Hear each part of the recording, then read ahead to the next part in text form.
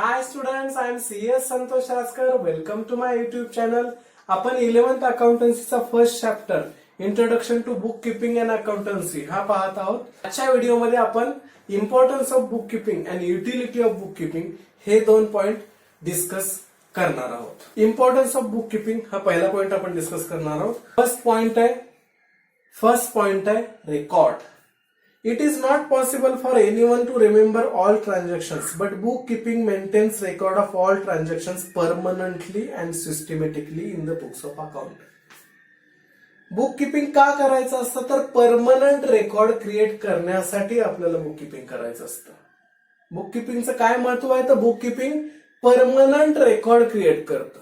बघा कुणीही बिझनेसमन असू द्या, किती हुशार असू द्या, त्याला बिझनेस मधल्या झालेले सगळेचे सगळे व्यवहार, सगळेचे सगळे ट्रान्झॅक्शन आयुष्यभर लक्षात ठेवणं शक्य नसतं. किंवा 3-4 वर्ष, आयुष्यभर सोडून द्या, पण 3-4 वर्षासाठी सुद्धा लक्षात ठेवणं त्याच्यासाठी अशक्यप्राय गोष्ट असते, कारण खूप जास्त प्रमाणात ट्रान्झॅक्शन होत असतात. अशा वेळेला बुक किपिंग मुळे काय होत असतं, बुक किपिंग मुळे तुम्हाला ते रेकॉर्ड मेंटेन करायला, अकाउंटच्या बुक मध्ये ते रेकॉर्ड मेंटेन करायला मदत होते. नुसतं रेकॉर्ड मेंटेन होत नाही तर ते परमनंटली रेकॉर्ड मेंटेन होतं. म्हणजे डाऊन द लाईन तुम्ही कधीही 10 वर्ष 15 वर्ष अगोदरच जरी तुम्हाला कोणती इन्फॉर्मेशन हवी असेल आणि तुम्ही बुक्स ऑफ अकाउंट सांभाळून ठेवले असतील तर तुम्हाला ती इन्फॉर्मेशन सहजरित्या उपलब्ध होऊ शकते. सो बुक किपिंगचं पहिलं महत्व काय आहे की रेकॉर्ड क्रिएट केलं जातं, जे मानवी मेंदूला शक्य नसतं. कुणी किती हुशार असलं तरी सगळे ट्रान्झॅक्शन लक्षात ठेवू शकत नाही. ते ट्रान्झॅक्शनचं परमनंट रेकॉर्ड करण्याचं काम हे बुक किपिंग करत असतं. दुसरा इम्पॉर्टन्स आहे financial information. Book keeping is useful to get information related to profit, loss, assets, liabilities, investment and stock etcetera at any given time. दुसरं काय महत्व आहे तर फायनान्शियल इन्फॉर्मेशन, पैशाच्या संदर्भातली जी इन्फॉर्मेशन असते ती सगळी इन्फॉर्मेशन बुक किपिंग आपल्याला उपलब्ध करून देत असतं. तुमच्या बिझनेसला प्रॉफिट झाला की तुमच्या बिझनेसला लॉस झाला, तुमच्या बिझनेसची प्रॉपर्टी किती आहे, ऍसेट्स किती आहेत, तुमच्या बिझनेसला लायबिलिटी किती आहेत, देणी किती आहेत, तुम्ही इन्व्हेस्टमेंट कुठं केली आहे का, तुमच्याकडे वस्तूंचा किती स्टॉक आहे, ही जी सगळी इन्फॉर्मेशन आहे फायनान्शियल इन्फॉर्मेशन म्हटलं जातं. ही इन्फॉर्मेशन मिळवून देण्याचं काम आपल्याला कोणत्याही वेळेला अवेलेबल करून देण्याचं काम कोण करत असतं, बुक किपिंग करत असतं. आपण ज्यावेळेस सगळे ट्रान्झॅक्शन रेकॉर्ड करतो त्याच्यामुळे आपल्याला बिझनेसचा प्रॉफिट करतो, लॉस करतो, ऍसेट्स करतात, लायबिलिटीज करतात, इन्व्हेस्टमेंट करतात, स्टॉक करतात. अशा पद्धतीने सगळ्या प्रकारची फायनान्शियल इन्फॉर्मेशन आपल्याला बुक किपिंग मुळे सहजरित्या कोणत्याही वेळेला उपलब्ध होऊ शकते, जे बाकीच्या माध्यमातून सहज शक्य होत नाही, ते बुक किपिंगच्या माध्यमातून सहज शक्य होतं. थर्ड इम्पॉर्टन्स आहे decision making. Book keeping provides financial information to the businessman for decision making. एखादा डिसिजन घेण्यासाठी तुम्हाला जी फायनान्शियल इन्फॉर्मेशन पाहिजे असते ती फायनान्शियल इन्फॉर्मेशन बिझनेसमॅनला बुक किपिंग मिळवून देत असतं आणि अशा पद्धतीने डिसिजन मेकिंग मध्ये हेल्पफुल ठरत असतं बुक किपिंग. एक उदाहरण घेतो म्हणजे हा पॉइंट क्लिअर होऊन जाईल. माझी मोबाईल शॉपी आहे. मी 5 लोक कामाला ठेवलेले आहेत. माझ्याकडे 50 मोबाईल दररोज रिपेअरिंगला येतात आणि 50 मोबाईलची मी विक्री करतो. आता मला डोक्यामध्ये विचार चाललाय की आहे ते शॉप अजून मी मोठं करू का? 5 लोक ऑलरेडी कामाला ठेवलेले आहेत, आता मी अजून 10 लोक कामाला ठेवू का? अजून नवीन नवीन मोबाईल कंपन्यांकडून विकायला आणून ठेवू का? माझं जे शॉप आहे ते खूप मोठं करू का? आता हे एक्सपान्शन जे आहे, जे मला मोठं करायचं शॉप, त्याचा डिसिजन कशावरती असणार आहे? त्याचा डिसिजन असणार आहे की मला किती प्रॉफिट होत आहे, प्रॉफिट होतोय की लॉस होतोय, माझ्याकडे पैसे किती शिल्लक आहेत. ही सगळी इन्फॉर्मेशन आहे जी पैशाच्या संदर्भात असणारी इन्फॉर्मेशन आहे. ती मला कोण अवेलेबल करून देणार आहे? बुक किपिंग अवेलेबल करून देणार आहे. बुक किपिंग मला सांगणार आहे की तुम्हाला प्रॉफिट झालाय की तुम्हाला लॉस झालाय, तुमच्याकडे किती ऍसेट्स आहेत की नाहीत. सो बुक किपिंगने दिलेल्या त्या इन्फॉर्मेशनच्या जोरावरती मी डिसिजन घेऊ शकतो की मी माझं शॉप आहे ते एक्सपांड करायचं, ते मोठं करायचं की नाही करायचं. मला जर फार मोठ्या प्रमाणात आर्थिक फायदा होत असेल तर मी पटकन मोठा करण्याचा निर्णय घेणार. जर मला लॉस होत असेल तर मी मोठं करण्याचा निर्णय घेणार नाही. सो बिझनेसमध्ये डिसिजन घ्यायचा की न घ्यायचा याच्यासाठी लागणारे फायनान्शियल इन्फॉर्मेशन उपलब्ध करून देण्याचं काम बुक किपिंग करत असतं आणि बिझनेसमॅनला डिसिजन मेकिंग मध्ये एक प्रकारे मदतच बुक किपिंग करत असतं. पुढचा पॉइंट आहे controlling. Book keeping enables executive of the business to control the activities of business. इथे एक्झिक्युटिव्ह म्हणजे असा माणूस जो बिझनेस सांभाळतो. बऱ्याच वेळेला काय होतं, जो बिझनेसमॅन असतो त्याला बरेचसे कामं असतात, त्याच्यामुळं तो दुसरा माणूस अपॉइंट करतो जो तो बिझनेस सांभाळू शकेल, त्याला एक्झिक्युटिव्ह म्हटलं जातं. So book keeping enable the executive of the business to control the activities of business. Book keeping मध्ये सगळी इन्फॉर्मेशन अवेलेबल होत असल्यामुळं एक्झिक्युटिव्हला जो बिझनेस आहे तो व्यवस्थितरित्या सांभाळता येतो, कंट्रोल करता येतो. कोणते प्रोडक्ट मॅन्युफॅक्चर करायचे, जास्त करायचे, कोणते कमी करायचे, कोणत्यामध्ये प्रॉफिट आहे, कोणत्यामध्ये लॉस आहे, कशाचं प्रोडक्शन जास्त वाढवायचं, कशाचं प्रोडक्शन बंद करायचं, हे सगळं एक्झिक्युटिव्हला बुक किपिंगच्या माध्यमातून कळू शकतं. कारण फायनान्शियल इन्फॉर्मेशन बुक किपिंग मध्ये उपलब्ध होऊ शकते आणि त्या बेसिसवरती एक्झिक्युटिव्ह बिझनेस कंट्रोल करू शकतो. पुढचं इम्पॉर्टन्स आहे evidence. Businessman needs financial evidence to produced in the court of law in case of any dispute. काही डिस्प्यूट झाले, मतभेद झाले दोन लोकांमध्ये, अशा वेळेला हे जे आपण बुक किपिंग करत असतो, हे जे रेकॉर्ड करत असतो ट्रान्झॅक्शन, ते ऍज अ इव्हिडन्स कोर्टासमोर आपण प्रेझेंट करू शकतो आणि कोर्ट ते ऍज अ एव्हिडन्स ग्राह्य धरत असतं. समजा ए आणि बी हे दोन व्यक्ती आहेत. ए ने बी ला काही वस्तू विकल्या आणि बी ने ए ला पैसे दिले. बी ने ए ला पैसे दिलेले तरी ए म्हणतोय मला पैसे मिळालेच नाहीत, भांडण कोर्टात गेलं. अशा वेळेला बी त्याने जे काही बुक किपिंग केलेलं असतं, त्याने काय जे ट्रान्झॅक्शनचं रेकॉर्ड केलेलं असतं, ते जर बुक्स घेऊन कोर्टासमोर गेलं आणि त्याने सिद्ध केलं की मी पैसे दिलेले आहेत, तर कोर्ट ते बुक्स जे आहेत अकाउंट्स, बुक्स ऑफ अकाउंट्स, ते ऍज अ एव्हिडन्स म्हणून ग्राह्य धरू शकतं आणि ए ला डिसिजन देऊ शकतं की तुला तुझे पैसे मिळालेले आहेत. सो हे जे बुक किपिंग आपण करत असतो, हे जे फायनान्शियल ट्रान्झॅक्शन रेकॉर्ड करत असतो, ते ऍज अ एव्हिडन्स म्हणून सुद्धा कोर्टासमोर आपल्याला उपलब्ध करता येऊ शकतं जर मतभेद झाले, भांडणं झाली तर. पुढचा इम्पॉर्टन्स आहे tax liability. Book keeping is useful to find out the tax liabilities, income tax, property tax, GST. आपल्याला जे गव्हर्नमेंटला टॅक्सेस द्यायचे असतात ते किती आहेत त्याला टॅक्स लायबिलिटी म्हटलं, किती देणं आहे त्याला टॅक्स लायबिलिटी म्हटलं जातं. सो बुक किपिंग केल्यामुळे आपल्याला इन्कम टॅक्स किती द्यायचा आहे, आपल्याकडे प्रॉपर्टी किती आहे त्याचा प्रॉपर्टी टॅक्स किती द्यायचा आहे, आपण किती वस्तूंचा सेल केलेला आहे त्यामुळं जीएसटी किती गव्हर्नमेंटला भरायचा आहे, ही सगळी टॅक्स लायबिलिटी आपल्याला बुक किपिंगमुळे समजते आणि तेवढे टॅक्सेस आपण गव्हर्नमेंटला देऊ शकतो. सो ज्यावेळेस आपण बुक किपिंग करत असतो त्यावेळेस आपली जी लायबिलिटी आहे, टॅक्स लायबिलिटी टुवर्ड्स गव्हर्नमेंट, ही किती आहे याची इन्फॉर्मेशन मिळवून देण्याचं काम बुक किपिंग करत असतं. त्यामुळे आपण योग्य वेळेमध्ये योग्य ते टॅक्स लायबिलिटी पे करू शकतो. सो अशा पद्धतीने हे 6 पॉइंट्स आहेत जे बुक किपिंगचं महत्व आपल्याला सांगतात.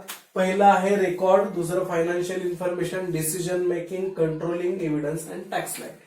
आता आपण नेक्स्ट पॉइंट डिस्कस करणार आहोत, utility of book keeping. Utility म्हणजे बुक किपिंग कुणाला उपयोगी पडू शकतं.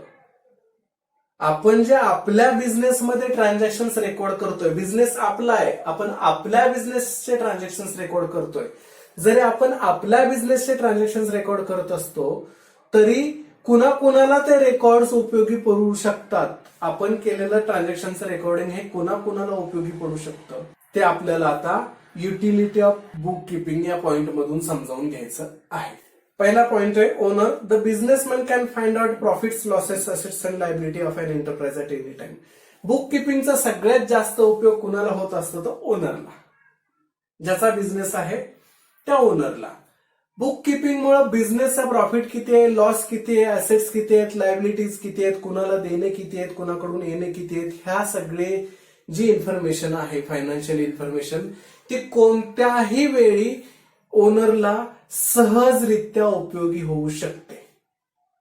त्याच्यामुळे बुक किपिंग करण्याचा सगळ्यात जास्त उपयोग हा ओनरला होत असतं. कारण profit, loss, liability, assets, investment, stocks हे सगळी इन्फॉर्मेशन ओनरला अवेलेबल होते at any point of time. दुसरं युटिलिटी आहे मॅनेजमेंटला. मॅनेजमेंट म्हणजे कोण असतं ते 1 मिनिटात आपण समजावून घेऊया. मोठ्या कंपनीजमध्ये ओनरला स्वतःला बिझनेस चालवता येत नाही, कारण ते खूप जास्त प्रमाणात असतात. मग एक ठराविक लोक ते 8, 10, 12 लोक अपॉइंट करतात, त्यांना डायरेक्टर्स वगैरे म्हटलं जातं कंपनीच्या बाबतीत.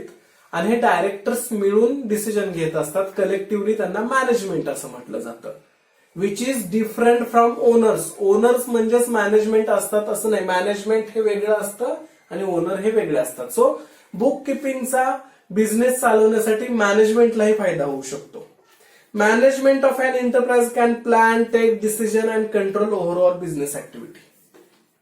छोटा बिझनेस आपण स्वतः ओनर मॅनेज करतो, पण जे मोठ्या मोठ्या कंपनीज असतात तिथं ओनर वेगळे असतात आणि बिझनेस मॅनेज करण्यासाठी काही लोक वेगळे असतात, त्यांना मॅनेजमेंट म्हटलं जातं. सो या मॅनेजमेंटला बिझनेसशी रिलेटेड काही प्लॅन्स करायचे असतील, काही डिसिजन्स घ्यायचे असतील, काही ऍक्शन्स घ्यायचे असतील, तर हे सगळं करायला मदत कोण करतं? बुक किपिंग करतं. बुक किपिंग सगळ्या स्वरूपाची फायनान्शियल इन्फॉर्मेशन उपलब्ध करून देत असल्यामुळं एखादा नवीन प्लांट सुरू करायचा आहे की नाही, एखादा तोट्यामध्ये जाणारा प्लांट बंद करायचा, कुठल्या गोष्टीचं प्रोडक्शन जास्त करायचं, कुठल्या गोष्टीचं प्रोडक्शन कमी करायचं, हे डिसिजन घेण्यासाठी लागणारी जी सगळी फायनान्शियल इन्फॉर्मेशन आहे ती इन्फॉर्मेशन बुक किपिंग उपलब्ध करून देतं. आणि अशा पद्धतीने बुक किपिंग हे मॅनेजमेंटला सुद्धा बिझनेस चालवण्यासाठी उपयोगी ठरत असतं. नेक्स्ट पॉइंट आहे इन्व्हेस्टर्स. इन्व्हेस्टर म्हणजे कोणते समजावून घेऊया. इन्व्हेस्टर म्हणजे असा माणूस जो आपल्या बिझनेसला पैसे देतो व्याजाच्या बदल्यात. तो मालक वगैरे कोण नसतो, त्याच्याकडे पैसे असतात, तो बिझनेसला लागणारे पैसे देतो आणि त्याच्या बदल्यात व्याज घेतो. अशा माणसांना इन्व्हेस्टर्स असं म्हटलं जातं. Investors can take proper decisions whether to invest or not. इन्व्हेस्टरला हा पैसा बिझनेसमध्ये इन्व्हेस्ट करायचा आहे की नाही करायचा हे डिसिजन घेण्यासाठी कोण मदत करतं? Book keeping. So book keeping इन्व्हेस्टरला सुद्धा मदत करत असतं. कशा पद्धतीने? बिझनेस प्रॉफिटमध्ये चाललाय की लॉसमध्ये चाललाय, बिझनेसमध्ये ऍसेट जास्त आहेत, प्रॉपर्टी जास्त आहे की देणी जास्त आहेत, हे जर इन्व्हेस्टरला कळालं तर साहजिकच आहे जो बिझनेस प्रॉफिटमध्ये चाललेला असेल, ज्या बिझनेसमध्ये प्रॉपर्टी जास्त आहे आणि देणी नाहीयेत, अशा बिझनेसमध्येच इन्व्हेस्टर इन्व्हेस्ट करणार ना. का जो बिझनेस वर्षानुवर्ष लॉसमध्ये चाललेला आहे आणि त्या बिझनेसमध्ये खूप देणी आहेत, अशा बिझनेसमध्ये इन्व्हेस्टर इन्व्हेस्ट करणार नाही. इन्व्हेस्टर अशाच बिझनेसमध्ये इन्व्हेस्ट करणार ज्याच्यामध्ये प्रॉफिट खूप जास्त आहे आणि प्रॉपर्टी पण खूप जास्त आहे, लायबिलिटी कमी आहे, देणी कमी आहेत. कारण उद्या पैसे बुडण्याची शक्यता बिलकुल नाहीये. इंटरेस्ट तर मिळतच राहील, परत पैसे पण मिळतील वरून वेळच्या वेळी परत. सो इन्व्हेस्टरला सुद्धा डिसिजन घ्यायला बुक किपिंग हे मदत करत असतं की आपण एखाद्या बिझनेसमध्ये पैसे गुंतवायचे की नाही गुंतवायचे. नेक्स्ट पॉइंट आहे नेक्स्ट पॉइंट आहे customer. Customer can easily understand financial position of the business. He can assured about the supply of goods. तुम्ही म्हणाल आता कस्टमरला कसा उपयोग होतो? जर कस्टमरला समजलं की एखाद्या बिझनेसची फायनान्शियल प्रॉब्लेम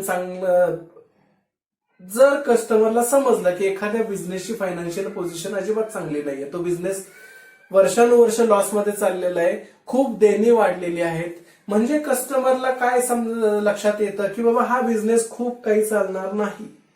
म्हणजे आज जर मी एखादी वस्तू त्या बिझनेसमधून विकत घेतली आणि उद्या ती वस्तू किंवा पार्ट त्याच्यातला काय रिप्लेस करायची वेळ आली आणि तो बिझनेसच बंद, ती कंपनीच बंद पडली असेल, तर मग आम्ही जो आज वस्तू विकत घेतलेली त्याचे पार्ट फ्युचरमध्ये मिळणार नाहीत. सो त्या बिझनेसमधून वस्तूच नको घ्यायला. अशा पद्धतीने बुक किपिंग कस्टमरला उपयोगी ठरतं. परत एकदा लक्षात घ्या काय होतंय. जर व्यवस्थितरित्या बिझनेस चालत असेल, व्यवस्थित प्रॉफिटमध्ये चालत असेल, व्यवस्थित प्रॉपर्टी असेल बिझनेस, तर कस्टमरला लक्षात येतं की हा बिझनेस वर्षानुवर्ष चालणार आहे. त्यामुळे मी एखादं प्रोडक्ट घेतलं, उद्या प्रोडक्टला प्रॉब्लेम आला तरी बिझनेस वर्षानुवर्ष चालणार आहे, म्हणजे प्रोडक्टचा पार्ट पण रिप्लेस होऊ शकतं, प्रोडक्ट रिप्लेस होऊ शकतं, मला अडचण येणार नाही. पण एखाद्या अशा बिझनेस कडून मी प्रोडक्ट विकत घेतलं की तो कधीही बंद पडू शकतो, एकदम डब घायला आलेला आहे, अशा बिझनेस मधून जर मी प्रोडक्ट घेतलं तर मग काय होऊ शकतं, उद्या मी प्रोडक्ट घ्यायचो आणि 6 महिन्यानंतर तो बिझनेस बंद पडायचा. बिझनेस बंद पडल्यानंतर माझं प्रोडक्ट जर बंद पडलं आणि काही रिप्लेस करावं लागला पार्ट वगैरे आणि ती कंपनीच आता बंद आहे, आता मी पार्ट कुठून रिप्लेस करणार, मग माझं नुकसान होणार. सो अशा पद्धतीने कस्टमरला कुठल्या कंपनीकडून प्रोडक्ट घ्यायचे किंवा कुठल्या कंपनीकडून प्रोडक्ट नाही घ्यायचे याच्या संदर्भात डिसिजन घेण्यासाठी कोणाचा फायदा होत असतो, तर बुक किपिंगचा फायदा होत असतो. बुक किपिंगच्या फायनान्शियल इन्फॉर्मेशनमुळे कस्टमरला समजतं कोणाकडून प्रोडक्ट घ्यायचे आणि कोणाकडून प्रोडक्ट नाही घ्यायचे. पुढचा पॉइंट आहे government. Government can easily find out the different types of taxes due from various source. गव्हर्नमेंटला आपण जो बिझनेस करत असतो त्याच्यामध्ये जो प्रॉफिट होणार असतो त्याच्यावरती आपल्याला गव्हर्नमेंटला टॅक्स द्यायचा असतो.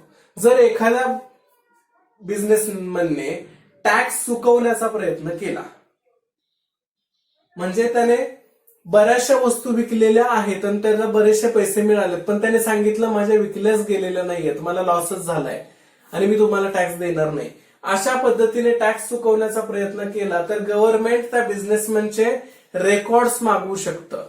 हे बुक किपिंगने केलेले रेकॉर्ड्स मागवू शकतं आणि त्याच्या माध्यमातून त्या बिझनेसमॅनची टॅक्स लायबिलिटी नक्की किती आहे, तो किती टॅक्स देणं लागतो गव्हर्नमेंटला हे शोधून काढू शकतं. सो बुक किपिंग मुळे काय होतं तर गव्हर्नमेंटला एखाद्या व्यक्तीकडून किती टॅक्स येणं आहे हे शोधायला मदत होतीये. अशा पद्धतीने बुक किपिंग गव्हर्नमेंटला सुद्धा उपयोगी पडतं, कारण बिझनेसमॅनने जर चुकून एखाद्या वेळेला कमी टॅक्स दिला, टॅक्स चुकवायचा प्रयत्न केला, तर गव्हर्नमेंटला बरोबर शोधता येतं बुक किपिंगच्या माध्यमातून की बिझनेसला किती प्रॉफिट झालाय आणि त्या बिझनेसमॅनने किती टॅक्स देणं गरजेचं आहे. नेक्स्ट पॉइंट आहे लेंडर्स. लेंडर्स म्हणजे कोण? असे लोक जे बिझनेसला पैसे उसने देतात. Money lenders can find financial standing of the enterprises for decision to lend money or not. Book keeping केल्यामुळं जसं इन्व्हेस्टरला इन्फॉर्मेशन मिळते की कंपनीची स्थिती कशी आहे, आर्थिक स्थिती कशी आहे, तसे ह्या लेंडर्सला हे कळत असतं की बाबा कंपनीची आर्थिक परिस्थिती चांगली आहे की नाही. आपण पैसे उसने दिले आणि उद्या कंपनी बुडाली तर पैसे परत कसे माघारी घ्यायचे. सो ह्या बुक किपिंग मुळे कंपनीची एखाद्या शॉपची फायनान्शियल पोझिशन लेंडर्सला समजते. जर फायनान्शियल पोझिशन चांगली असेल तर ते पैसे देणार, जर बिझनेसची फायनान्शियल पोझिशन चांगली नसेल तर ते बिझनेसला पैसे देणार नाहीत. अशा पद्धतीने बुक किपिंगचा लेंडर्सला सुद्धा फायदा होतो. लक्षात. आणि शेवटचा पॉइंट आहे development. Business enterprise can achieve the business growth with the help of accounting. Accounting book keeping केलं तर त्याच्यामुळे बिझनेसची डेव्हलपमेंट फार चांगल्या प्रमाणात होते. सगळी फायनान्शियल इन्फॉर्मेशन व्यवस्थित अवेलेबल होत असते. त्यामुळं कोणते डिसिजन घ्यायचे, कोणते नाही घ्यायचे, कुठं पैसे इन्व्हेस्ट करायचे, कुठं नाही करायचे याचे डिसिजन घेता येतात आणि बिझनेसची डेव्हलपमेंट फार चांगल्या पद्धतीने करता येते. सो आजच्या लेक्चरमध्ये आपण डिस्कस केलं importance of book keeping and utility of book keeping. जर तुम्हाला माझा व्हिडिओ आवडला असल्यास लाईक करा, शेअर करा, कमेंट्स करा आणि सबस्क्राईब करायला विसरू नका. Thank you so much.